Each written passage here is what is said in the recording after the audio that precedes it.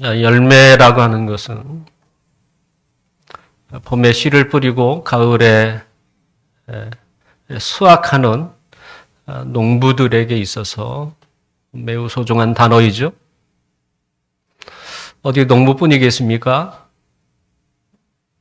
우리 한 사람, 인생을 살아가는 우리 한 사람 한 사람에게도 인생이 열매가 중요한데요. 그 삶이 짧든 길든 마지막 죽음의 자리에 섰을 때에 지금까지 살았던 삶을 돌아보며 내가 지금까지 무슨 남긴 것이 있다면 무엇을 남겼는가?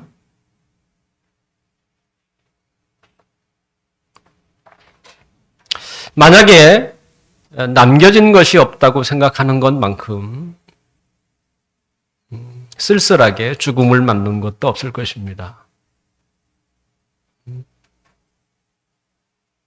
그동안 무엇을 하며 살았는가?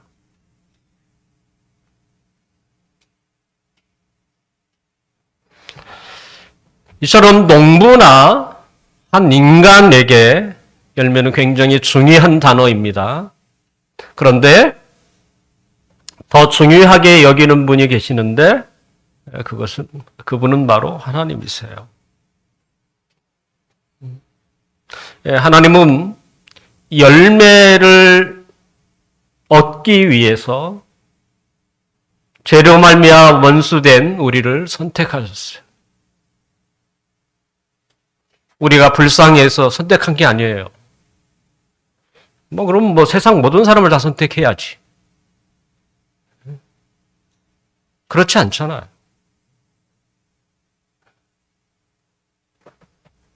그리고 그 과정에서 사랑하는 아들의 죽음이라고 하는 희생도 필요했습니다.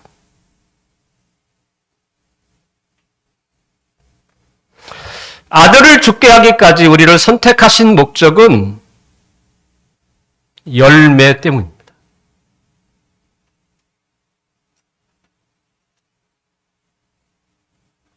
성경에는 다양한 열매가 소개되어 있습니다. 입술의 열매라고 하는 찬양도 있고, 태의 열매라고 하는 자식도 있고, 빛의 열매다, 의의 열매다, 때로는 전도의 열매, 여러 가지 표현이 많습니다. 이런 여러 가지의 그 열매들을 좀 크게 분류하면 먼저는 그 성품의 열매예요. 그 사람의 성품이 좀 달라져야 한다는 것이죠. 그러니까 제일 안 바뀌는 것 중에 그거 하나죠. 제가 오늘도 바뀌지 않는 사람들을 향해서 또 설교를 해야 하는가. 답답하더라고요, 사실.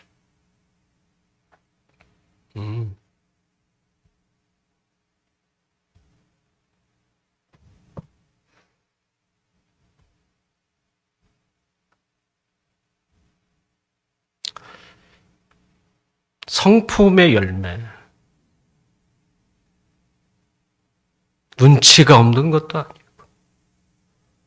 왜 이렇게 안 바뀌는지.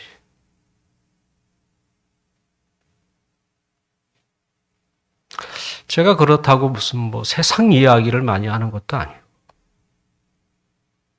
21년 동안 그저 하나님 말씀만 전하려고.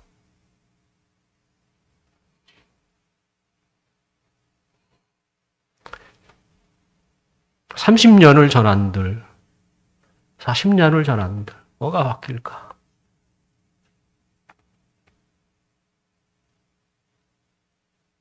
그래서 성경에 나타나는 이스라엘 사람들과 탓할 것 없다, 사실은.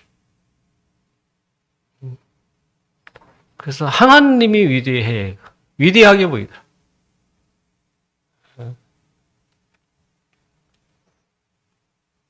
성품의 열매.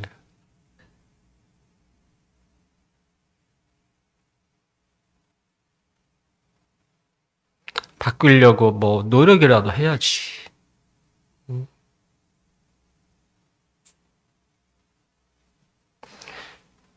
성품이기 때문에 이건 단계가 있다는 얘기입니다. 하루아침에 한순간에 바뀌는 이야기가 아니에요.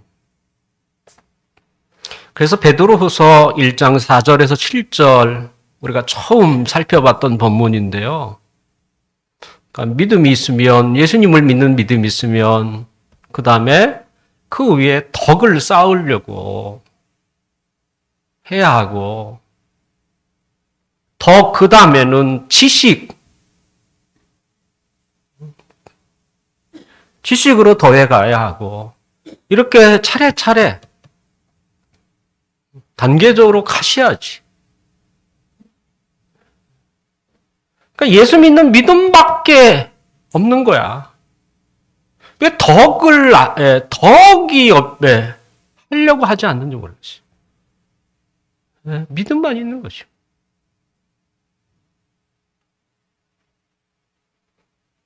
근데 꼭 이런 사람들은 어떻게 해요? 척을 해요. 성숙한 척을 한다는 게 문제예요. 척을 하려면 뭘 해야 돼요? 말을 많이 해야 되는 거예요.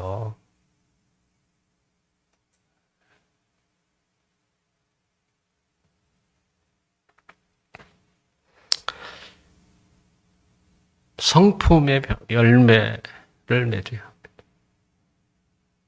둘째는 교회의 열매죠. 교회의 사명이라고 불리는 공동체적인 열매.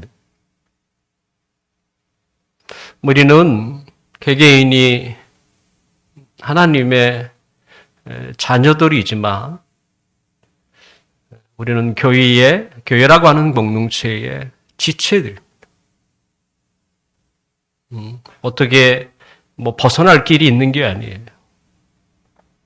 마태복음 28장 19절과 20절 말씀처럼 교회는 말씀을 전파하는 일과 말씀을 가르치는 일이 중요한 사명입니다.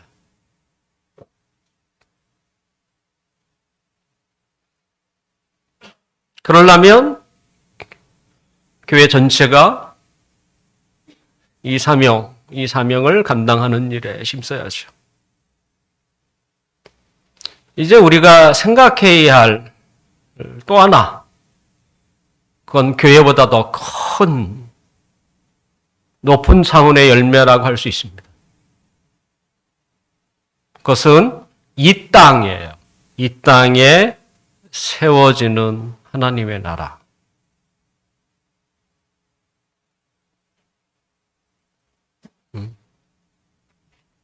하나님 나라.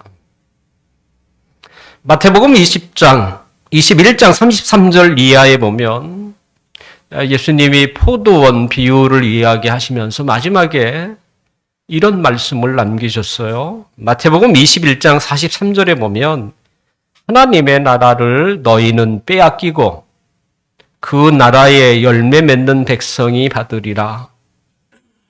하나님의 나라를 너희는 빼앗기고 그 나라의 열매 맺는 백성이 받으리라. 누가 하나님의 나라를 빼앗기고 그렇다면 누가 그 하나님의 나라를 받게 되는가? 하나님 나라를 빼앗기는 것은 이스라엘을 두고 하는 말입니다.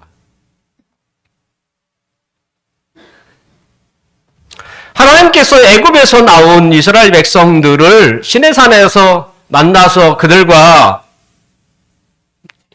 언약을 맺는데요. 그 언약의 내용은 이런 내용입니다. 출애굽기 19장 5절에서 6절에 보면 이제 그 내용이 소개되어 있습니다. 세계가 다 내게 속했다. 온 세상에 하나님께 속했다는 거예요. 오늘도 아까 찬양 중에 때로는 멘트 가운데서도 기도 가운데서 늘 하는 게 온 세상을 다스리신 하나님, 통치하시는 하나님이지만 그건 말뿐인 것 같고 그렇게 생각을 안 해요. 말은 그렇게 하지만.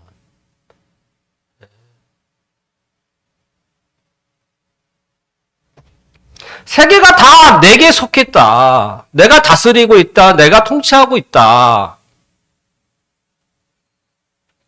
그런데 이스라엘, 너희들은 그 세계의 나라들 가운데 내 소유로 삼겠다. 너희가 내 말을 잘 듣고 내 언약을 지키면 너희는 제사장 나라, 거룩한 백성이 되리라. 제사장 나라라는 게 뭡니까?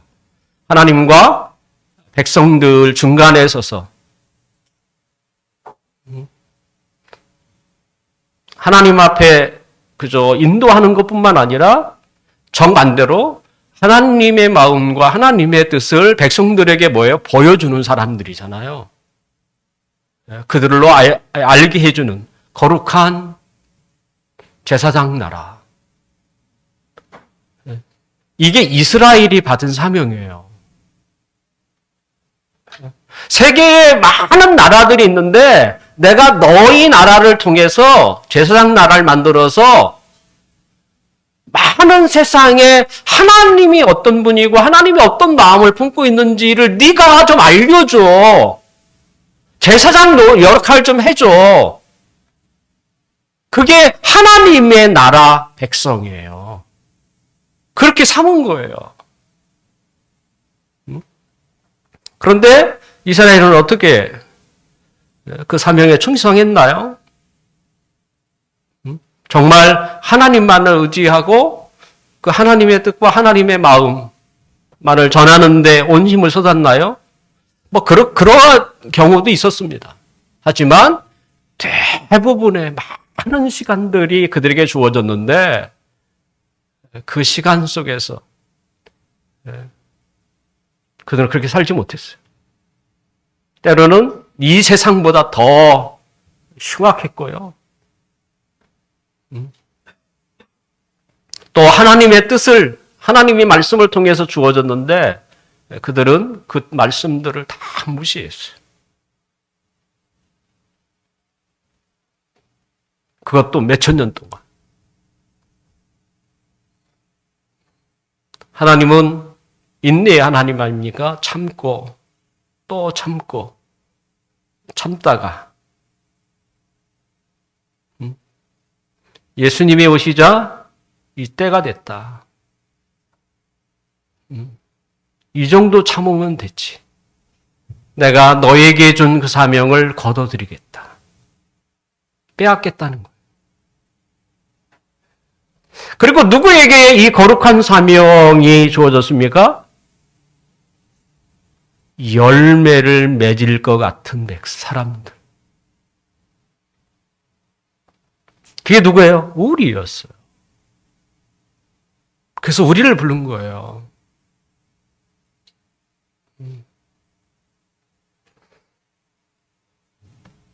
그래서 사도 베드로는 그 옛날 시내산 앞에서 하나님이 모세를 통해서 이스라엘에게 주신 이 제사장이라고 하는 이 사명을 똑같이 우리들에게도 소개를 했습니다. 베드로전서 2장 9절에 보면 너희는 택하신 족속이요 왕 같은 제사장이요 거룩한 나라요 하나님 나라라는 그의 소유된 백성이요. 이스라엘과 언약을 맺을 때 그 내용을 똑같이 얘기하고 있어요. 이스라엘에게 하는 말이 아니에요. 이제 이스라엘은 그 사명을 잃어버렸어요. 하나님이 빼앗았어요. 그리고 다른 사람에게 줬어요. 우리에게 줬어요. 이는 너희를 어두운 가운데 불러내어 그의 기이한 빛에 들어가게 하신 이 아름다운 덕을 선전하기 위함. 전파하기 위함. 아름다운 덕의 덕.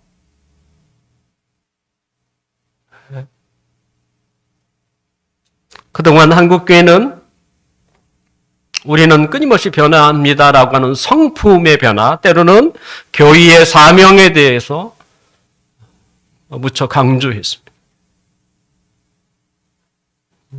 그래서 성도들은 알아요. 지금 목사님이 뭘 얘기하는지. 하지만 성경이 그렇게 중요하게 여겼던 하나님 나라에 대해서는 가르치지 않았어요. 제가 어렸을 때부터 학창시절 청년 때까지 자라왔던 교회에서 하나님의 나라라는 말을 거의 들어본 일이 없어요. 제가 신학을 배우면서 하나님 나라의 중요성을 알게 됐고, 그리고 부교역자로 사역하는 동안 또 교회를 개척해서 섬기는 동안 저는 끊임없이 하나님 나라를 이야기를 해왔습니다.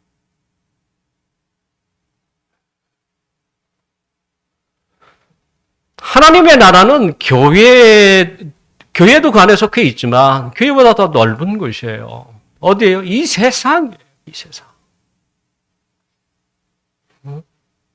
하나님의 백성들을 통해서 세상에 하나님의 나라를 구체적으로 그것이 표현된다는 거죠.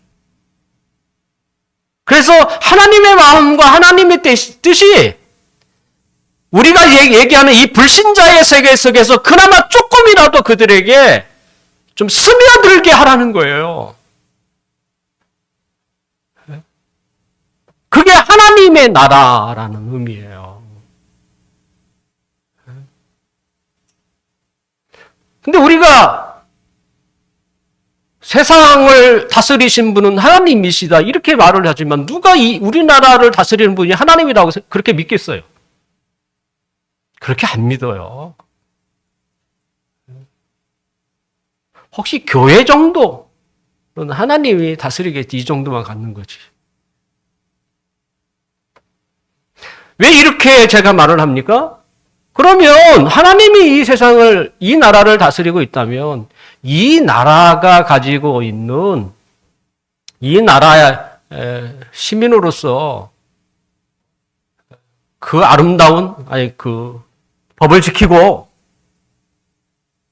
또 그 법을 지키는 가운데서도 하나님의 그 불신자들이 가질 수 없는 그 하나님의 마음을 전하고 드러내고 또 하나님의 말씀이 이 세상의 그 어떤 법보다 때로는 정신보다 월등하다는 것을 우리에게 나타내므로 많은 사람들이 우리를 보고 이렇게 살아가는 사람도 있구나. 또 저런 마음을 나도 갖고 싶다라고 하는. 그래서 하나님의 나라가 그들에게 예수 믿으라는 이야기가 아니에요. 스며들게 하는.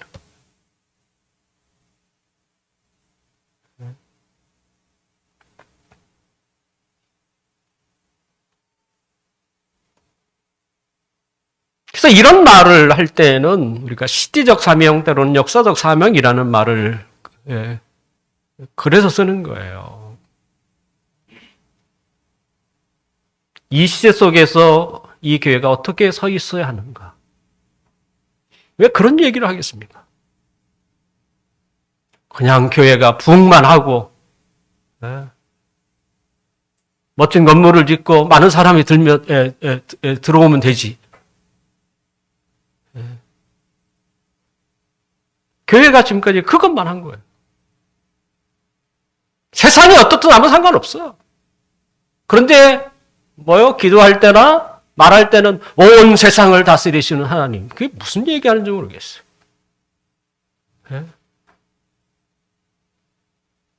실제 세상에 나와서는 하나님을 인정도 안 하면서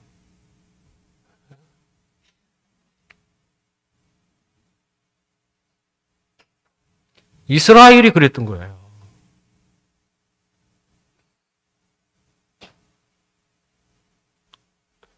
하나님의 나라는 교회보다 훨씬 더 크고 넓은 세상을 이야기하는 것입니다. 우리는 믿음이 좋고 교회에 충성하는 것이 다다라고 생각해서는 안 됩니다.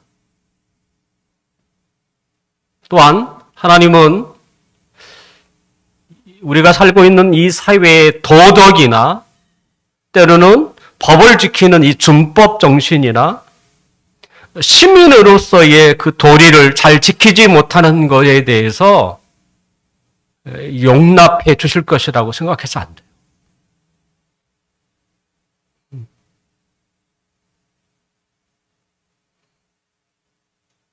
내가 교회를 위하여 충성했는지 모르지만 내가 하나님 나라를 위해서 무슨 일을 했느냐? 하나님 이렇게 묻는 거예요.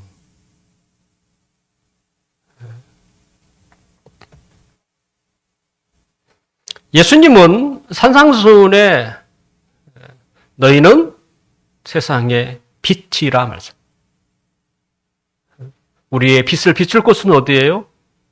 교회가 아니에요. 세상이에요, 세상. 우리가 가지고 있는 그 아름다운 덕을 비춰내는 곳은 어디였냐면 세상이라니까요. 어두운 세상. 하나님도 모르는 사람, 세상. 그런 세상에 우리가 가지고 있는 그 아름다운 덕을 비춰야 하는 것이죠. 세상은 하나님도 모르는 무지몽매한 깡패 소굴이기 때문에 막 살아도 되고, 교회는 하나님이 계신 곳이기 때문에 거룩하게 살면 된다. 이렇게 생각하면 안 되는 거예요. 뿐만 아니라 하나님의 나라의 열매는 한 사람이 뭘 열심히 잘했다고 되는 게 아니에요. 그렇게 되지 않아요. 하나님의 백성들이 그 시대 속에서 그것도 뭐 잠시 이렇게 해서 될 수 있는 것도 아니에요. 한 사람의 삶이 변화하는데도 엄청난 많은 부당한 노력과 몸부림이 있어야 될 판인데, 하나님을 알지 못하는 이 어두운 세상에 하나님의 마음이 전달되고 하나님의 뜻이 그들에게 조금씩이라도 스며들게 하는 일이 그게 어떻게 이렇게 간단한 일이겠습니까? 하나님을 믿는, 참되게 믿는 많은 사람이 있어야 되고, 그 다음에 그 사람들의 삶이 꾸준히 가게 보여서 그걸 지켜보는 사람이 훨씬 더 많아져야 되고, 그리고 어느 순간에 조금씩 그들에게 그게 스며들어서 저들이 자기도 모르게 우리의 마음을 가지고 있고, 또한 우리가 따라서 살아가는 하나님의 뜻을 조금씩 저들이 이렇게 알아서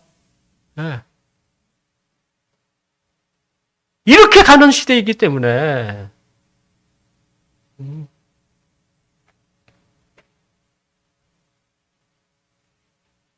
그러니까 한 사람의 영웅이 필요한 게 아닌 거예요. 많은 시간과 많은 사람들이 신실하게 살아가는 삶이 필요한 거예요.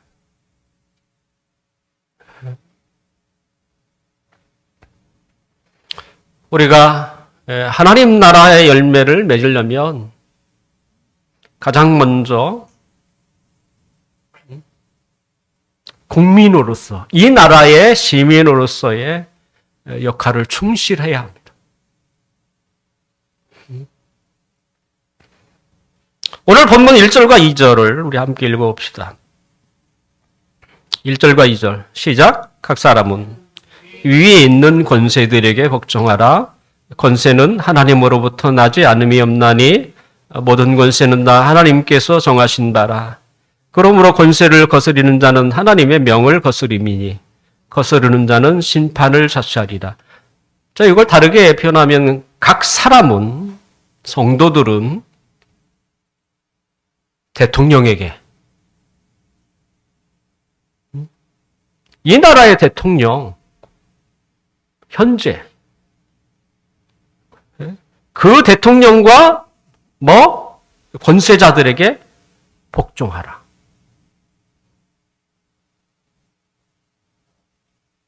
지금 이 얘기입니다.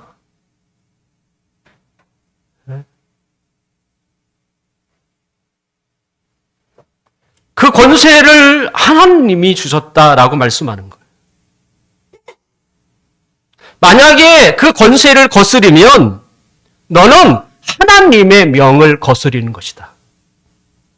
그러니 내가 심판을 자취하리라. 지금 이 얘기하는 것입니다.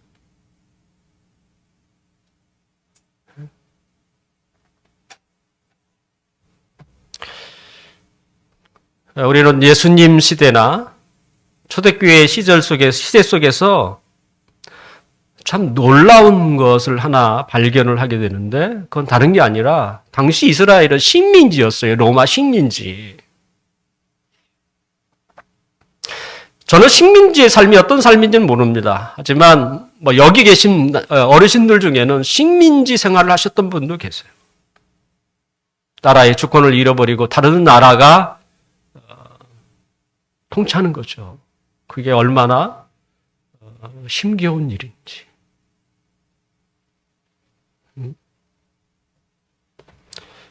당시 이스라엘은 로마의 식민지였습니다. 그런데 예수님이나 때로는 사도들이나 또 초대교회가 로마에 대해서 부정적으로 말하는 게 본문이 하나도 없다는 거예요. 로마에 항거하라, 로마를 대항하여 싸워라, 때로는 이스라엘이 빨리 독립하자 이런 게 없어요.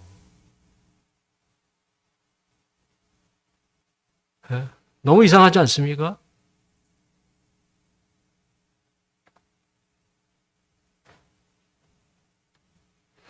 우리나라도 일제 식민지 36년이라는 기간이 있지 않았습니까? 그리고 그 일본에 항거하는 사람들, 독립투사들 얼마나 귀하게 여깁니까? 더군다나 예수님이라면 그런 정도의 독립운동 정도는 해야 되지 않겠습니까? 근데 예수님은 하지 않아요. 예수님이 의식이 없는 분이에요? 아니에요. 더군다나 이스라엘을 구원할 올 뿐이야. 그러면 당연히 독립운동 해야죠. 근데 전혀 없어요. 또한 로마에 대해서 부정적인 말도 하지 않아요. 도리어 정반대로 얘기해요. 오늘 본문 보세요. 사도 베드로도 마찬가지입니다. 베드로전서 베드로후서 보면 인간이 세운 모든 제도에 순복하라. 순복하라고 돼 있어요. 도리어 옹호하고 있어요. 옹호.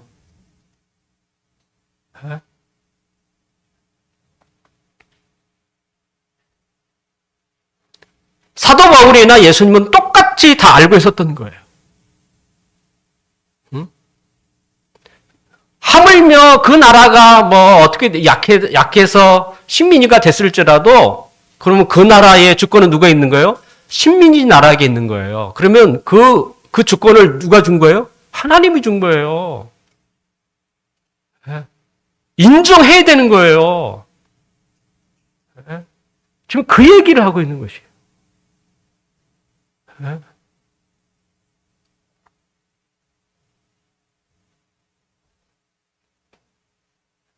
예수님도 이 말씀을 이미 알았고요. 그대로 실천한 거예요. 그래서 로마에 대해서 부정적으로 말하지 않는 거예요. 왜? 당연히 따라야 하니까.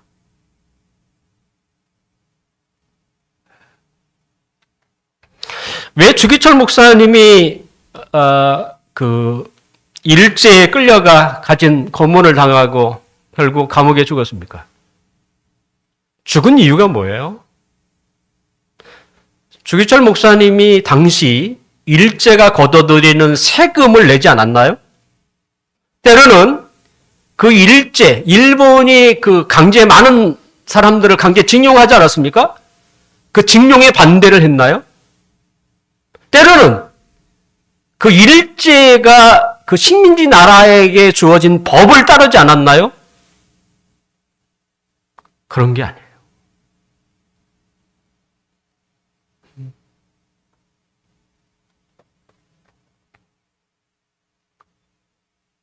국민이 어리석거나 때로는 국가 통치자가 지혜가 없으면 누가 고통을 받습니까? 한 사람이 고통받는 게 아닙니다. 모든 국민이 함께 고통을 받는 것입니다. 우리나라가 왜 일제 식민지가 됐습니까? 힘이 없었어요. 누가 힘이 없어요? 우리나라가 힘이 없었던 거예요. 지혜도 없고 준비도 없고 그러니까 넘어가는 거예요. 그러면 누가 힘들어요? 우리나라가 힘든 거예요. 어떤 한 사람만 힘든 게 아니에요.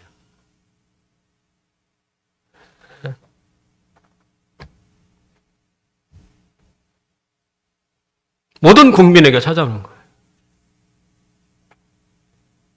그래서 나라의 국민들이 다 지혜로워야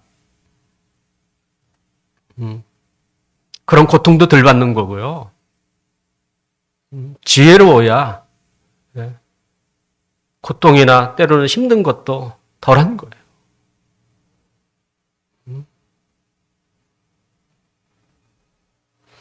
우리가 예수님을 열심히 믿는다고 해서 그 고통에서 해방되는 게 아니에요. 우리가 그 나라에 살고 있는 이상은 예외가 될 수 없어요. 우리나라가 일제 식민지에서 어떻게 독립을 했습니까? 그럼 어떻게 독립을 했을까요? 우리나라의 역사는 많은 독립투사들이 끊임없이 독립운동을 했기 때문이라 이렇게 얘기합니다. 그건 역사학자의 얘기예요. 우리는 어떻게 해야 됩니까?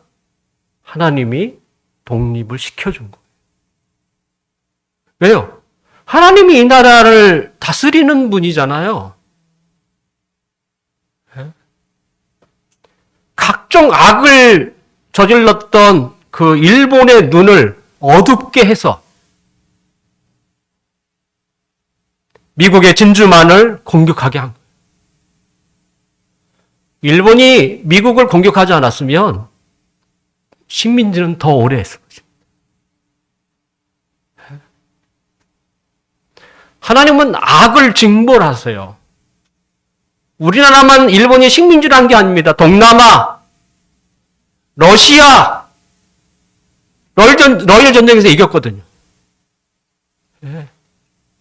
만약에 그 서쪽으로 계속 식민지 했으면 훨씬 더 오랫동안 식민지 했을 거예요. 근데 그들이 저질른 그 악을 하나님이 심판하셨어요. 어떻게?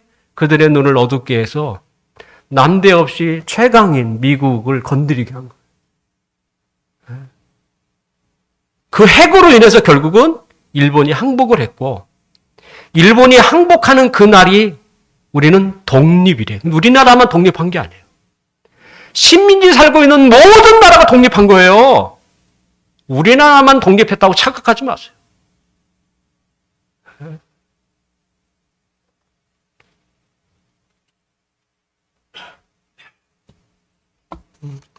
결국 하나님의 손에 있는 거지. 네? 저는 한국의 그 당시 식민지 때 독립운동 했던 분들을 폄하하려고 하는 말이 아니에요. 네. 분명 그것도 작용할 수 있지만 크게 작용한 것은 하나님의 손이에요. 네? 결과적으로 독립운동 했던 사람들이 결국 우리나라를 어떻게 나중에 독립시킨 게 아니잖아요, 결과적으로. 핵 두 방 맞고 일본이 항복한 거예요.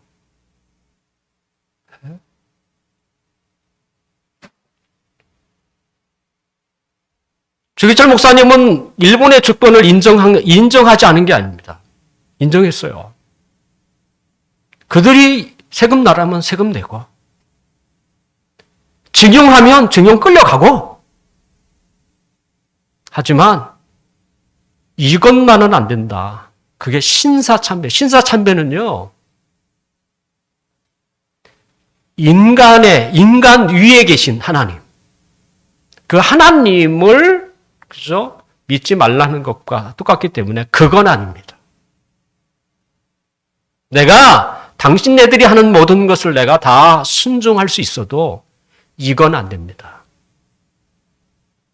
당신들에게 주권을 주신 분은 하나님이신데 그 하나님을 당신들은 어떻게 믿지 말라고 하기 때문에 나는 그건 안 됩니다. 그래서 고문당했고 그래서 죽은 거예요. 독립운동 하다가 죽은 게 아니에요.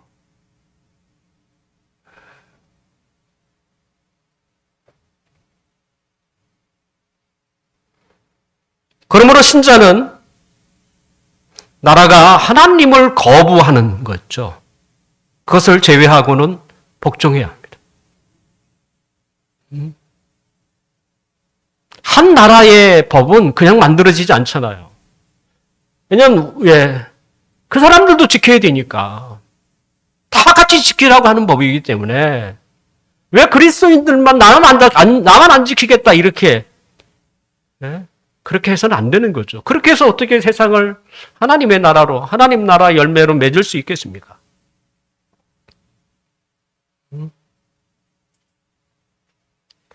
왜 우리가 이 나라의 권세자들에게 복종해야 하는가?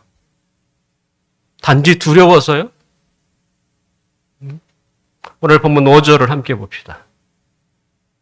시작. 그러므로 복종하지 아니할 수 없으니 진노 때문에 할 것이 아니라 양심을 따라 할 것이라.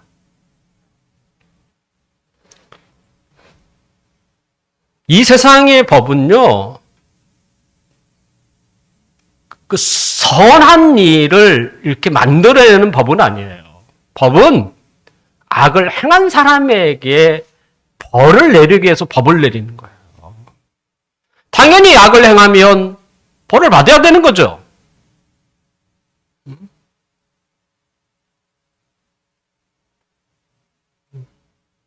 그러므로 그건 도리인 거예요, 도리. 당연한 거예요. 두렵기 때문에가 아니라 그건 양심의 문제예요. 당연히 벌 받으면 벌을 받아야죠. 네? 법을 만들고 법을 집행하는 사람은 하나님의 사자로 본문은 소개하고 있습니다. 네? 그들을 누가 세웠어요? 하나님이 세우셨다는 거예요. 그러면 따라야죠. 근데 그들도 어떻게 해요? 그 법을 지켜요. 그러면 그 법을 지켜야죠. 무엇보다도 세금을 바치는 일은 똑같습니다. 양심의 문제입니다. 오늘 본문 6절을 함께 한 번 더 읽어봅시다. 시작. 너희가 조세를 바치는 것도 이로 말미암이라. 그들이 하나님의 일꾼이 되어 바로 이 일에 항상 힘쓰느니라. 똑같아요. 세금을 내는 것도 양심 똑같아요. 이로 말미암아 양심. 나라가 나에게만 세금 내라고 합니까? 아니에요. 자기도 세금 내고 이 땅에 살고 있는 모든 사람이 세금, 그 법에 따라 세금을 내는 거예요.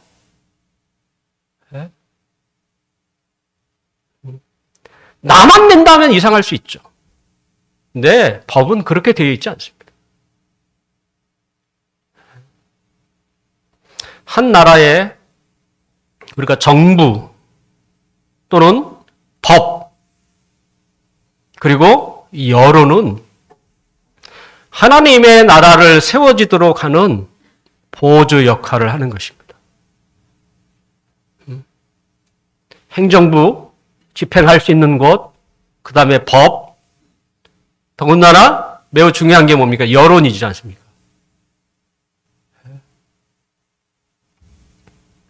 그렇다면 누가 그런 것들을 더 잘 지켜야 합니까? 그건 불신자보다 신자가 더 잘 지켜야 하는 거예요.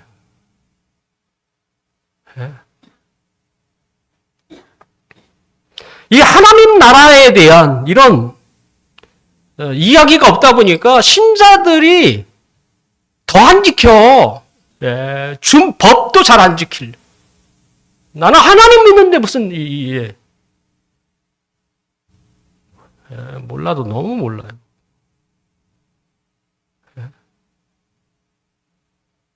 하나님 나라 열매를 맺으려고 하는 적이 하나도 없는 거예요. 우리가 이 세상에서 시민으로서의 마땅히 지켜야 할 법을 지키지 않으면서 백날 외친다고 이렇게 되나요? 네? 이 세상의 최소한 시민으로서의 그 역할, 그 도리를 잘 지켜야 되는 거예요. 그리고 그 위에 우리가 가지고 있는 그 아름다운 덕을 비추는 거예요.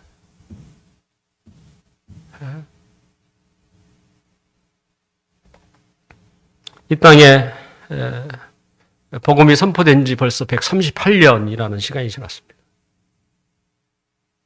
그동안 한국교회가 얼마나 하나님 나라를 생각하고 힘써왔는가.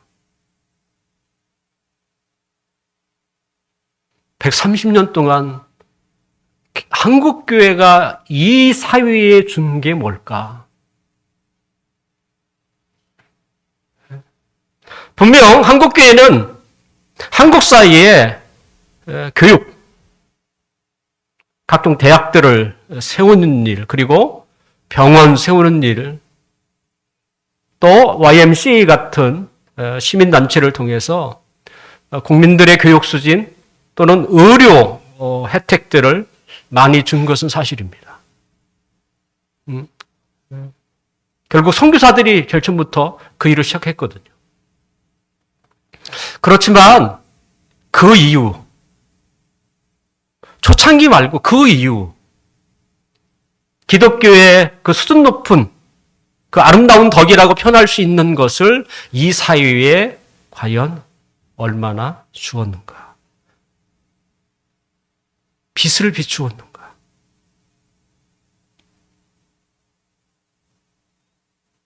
아니, 그럴 마음도 없었어요. 어디에 전념했어요? 교회에만 전념했어요. 교회의 부흥과 성장에만 집중. 더 넓은 세상, 더 넓은 것, 하나님 나라의 열매를 맺는 일에는 무관심했어요. 그러니까 늘 갤럽 조사에 나오면 문매를 맞는 데는 기독교예요. 안 되는 거죠.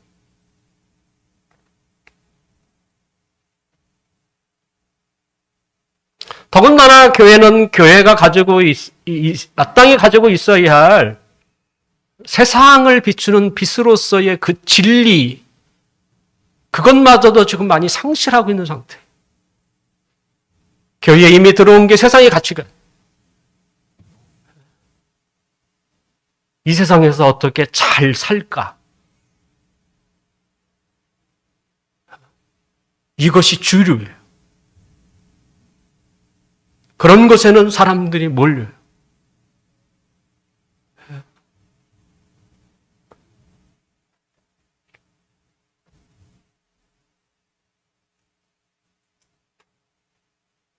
그 옛날 이스라엘이 하나님 나라 열매를 맺지 못하자 빼앗겼고, 이제 우리가 넘겨받았습니다. 근데 우리가 만약에 제대로 세상의 빛을 비추지 못하면 우리가 가지고 있는 빛도 점점 희미해집니다. 그리고 나중에는 구분이 안 돼요. 세상과 빛이 없어요.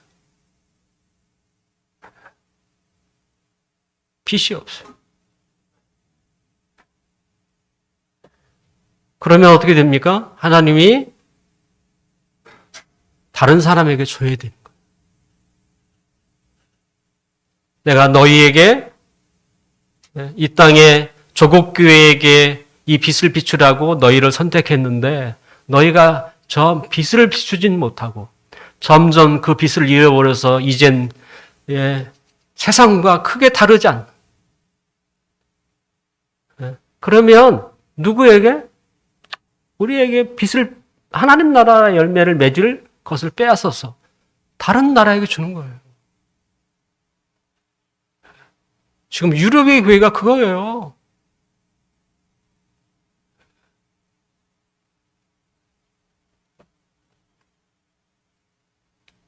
결국은 하나님의 큰 뜻은 하나님의 나라가 있는 거예요. 아무리 우리나라에 대형 교회가 세계 메디의 교회가 많이 있는들 그게 버텨내지 못해요.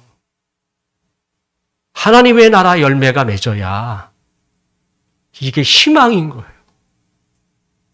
이게 돼야 전도도 더 잘 되는 거고, 이게 돼야 세상에서 진리를 찾고자 하는 사람이 교회 문을 들어오는 거지. 네?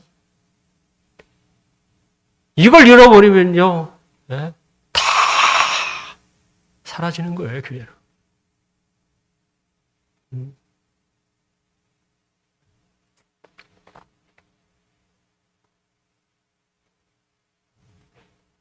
그렇다고 교회가 어떤 운동을 하자고 하는 것은 아닙니다. 운동으로 되는 게 아닙니다. 성도 한 사람 한 사람이 주님의 마음과 주님의 뜻을, 그리고 한 나라의 시민의 그걸 지키셔야 돼요. 진짜 왜? 이 나라는 하나님이 다스리는 곳이라고 우리가 알고 있잖아요. 믿고 있잖아요.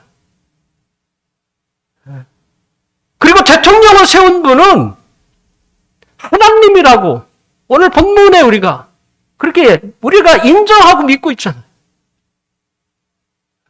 그 이 땅에 돌아가는 그 법도 우리가 지켜야지 누가 지켜요?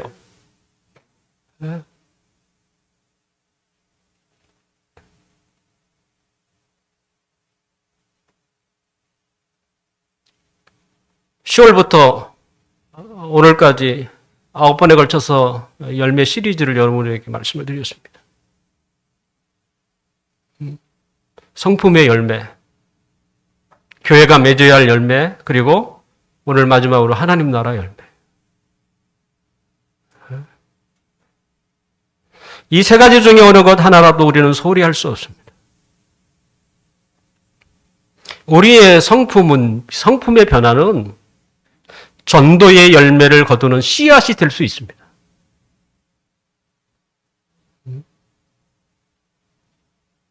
제가 지난주에 삶이 조금이라도 변화되지 않으면 아예 전도할 생각을 하지 마라.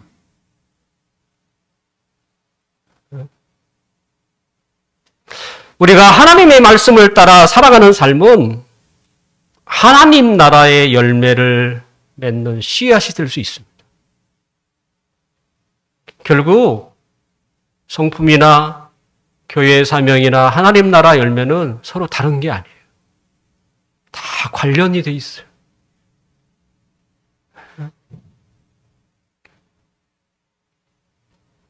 사랑하는 성도 여러분, 이제는 더 이상 자신을 속여서는 안 되죠. 말로만 내가 그리스도인이요. 그게 아니고 그리스도인다운 게 있어야죠. 또 말로만 나는 이 교회의 소속이요. 소속인 것을 보여줘야죠. 교회의 사명을 나도 가지고 있어야죠.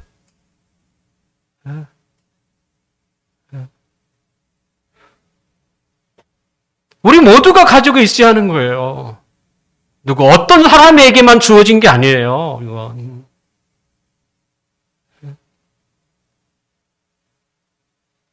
그리고 더 나아가 우리는 하나님 나라. 하나님이 원하는 것은 가장 크게 원하는 게 하나님 나라예요. 그 나라의 열매를 온 세상에, 이 어두운 세상에.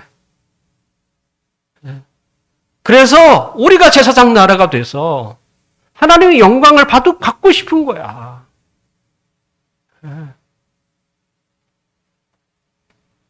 하나님을 아는 지식이 온 세상에 충만하기를 원하고 주님의 마음이 이 세상에 있는 많은 사람들에게 조금이나마 좀 이렇게 스며들어서 그 마음을 그들이라도 얻어서 좀 더 훈훈한 세상, 좀 더 따뜻한 세상. 그런 세상을 하나님 만들고 싶었던 거예요. 이제 말씀을 마칩니다.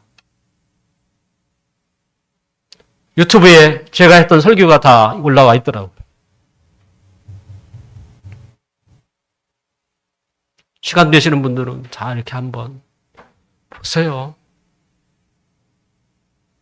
보셔서 정리도 좀 하시고, 네. 어떻게 열매를 맺어야 하는 것인가. 네. 바라옵기는 우리 모두가 이 시리즈를 통해서 좀 변화의 출발점이 했으면 좋겠고요. 그래서 너도 나도 변화가 되어서 하나님의 영광을 받으시는, 하나님이 기뻐하시는 우리 모두 교회, 또 이 땅에 세워진 저국교회가 되기를 주님의 이름으로 축원합니다. 기도하겠습니다.